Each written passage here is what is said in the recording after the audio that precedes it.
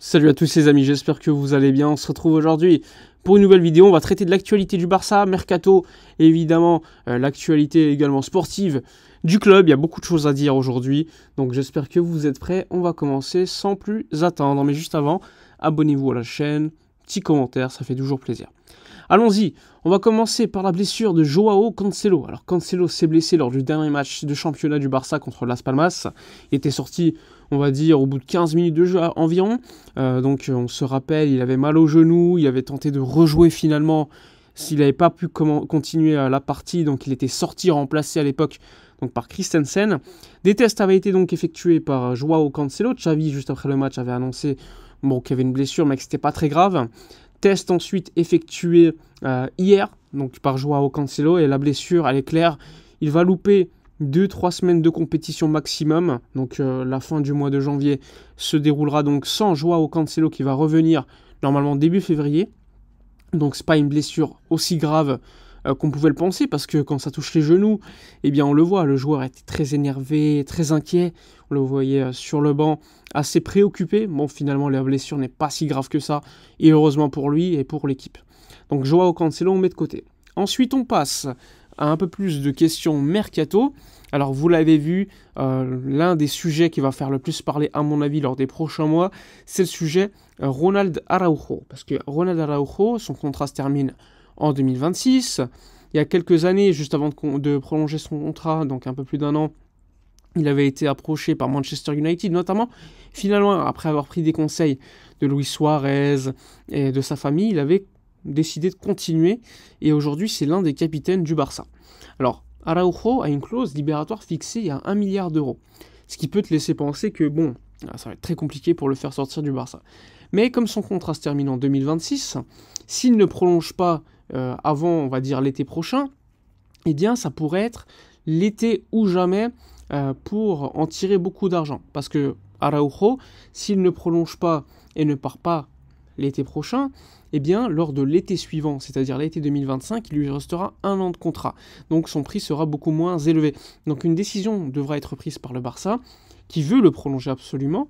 Mais si Araujo refuse de prolonger son contrat, eh bien, il faudra prendre des décisions. C'est encore très tôt.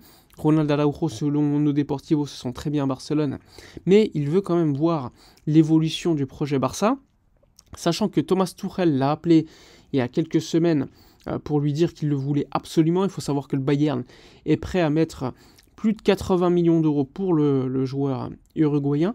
Le Barça ne veut pas entendre parler d'un départ, même si la presse catalane évoque le fait que pour faire sortir Araujo du Barça, il faudra payer au moins 100 millions d'euros.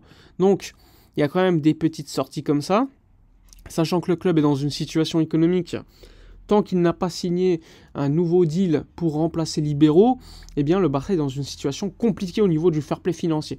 Donc là aussi, il faudra voir si d'ici l'été prochain, ce problème sera réglé ou non, parce que le Barça doit, avant le 30 juin, régler ce problème. Et s'il ne l'a pas réglé, je n'écarte pas d'éventuels départs. Il y a également un autre joueur qui intéresse beaucoup à l'étranger, c'est Rafinha. Rafinha, qui, je le rappelle, est venu il y a 2 ans, donc 1 an et demi plus tôt, en provenance de Leeds United. Le Barça avait payé 58 millions d'euros pour le joueur brésilien.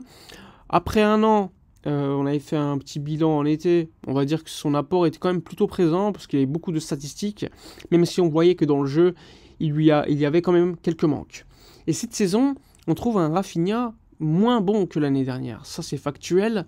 Et donc le Barça, sachant que le joueur coûte chaque année dans les comptes une belle somme, il a 14 millions d'euros bruts annuels de salaire, plus l'amortissement d'environ 10 millions d'euros, ça fait quand même un petit coup dans les comptes annuellement.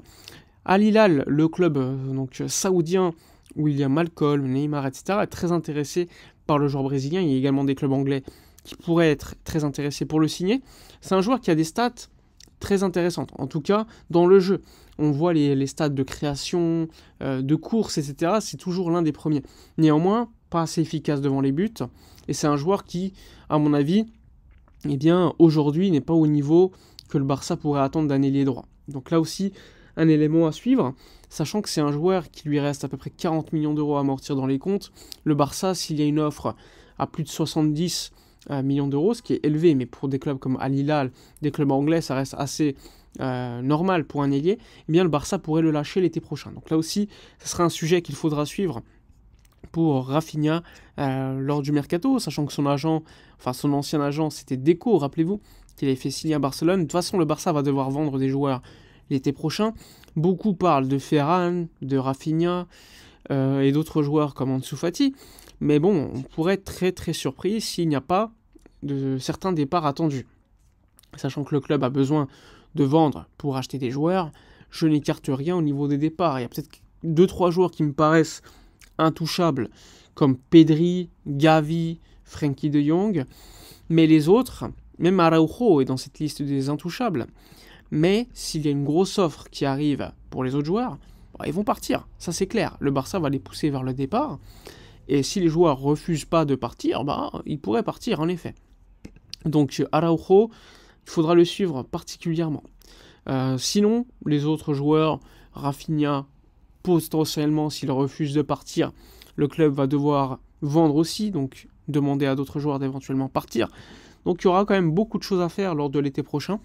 Et tant que tu es rattaché à ce fair play financier très strict, que tu dois respecter un budget, une masse salariale, une limite salariale, etc., eh bien le Barça ne pourra pas recruter comme il veut. Il faudra faire des départs avant, générer de la plus-value comptable, ce qui pourrait être intéressant avec Christensen notamment, Ronald Araujo aussi, et d'autres joueurs. Donc attention, moi je ne veux pas d'un départ d'Araujo, mais s'il y a une grosse offre à 140 millions d'euros, moi je le lâche direct, 140 c'est trop. Donc sachant que le club est dans une situation difficile, moi je lâcherai à ce prix. Après, j'écarte pas, ça c'est mon avis, que le club le vende à 100, 110 millions d'euros. Là aussi, je serais pas surpris. Mais je pense que pour le projet Barça, il faut absolument le garder sportivement, parce que c'est le meilleur défenseur central qu'on a. Et c'est l'un des meilleurs défenseurs centrales du monde, tout simplement. Donc pour moi, il ne faudrait pas le vendre. Même si le club est dans une situation compliquée, je pense qu'il y a beaucoup d'autres joueurs avant à devoir vendre. Donc ça, c'est mon avis, mon opinion personnelle. Voilà pour les principales rumeurs. Le Barça joue demain en Copa del Rey contre une équipe de division 4. Donc ça va être très intéressant. Le Barça va faire tourner.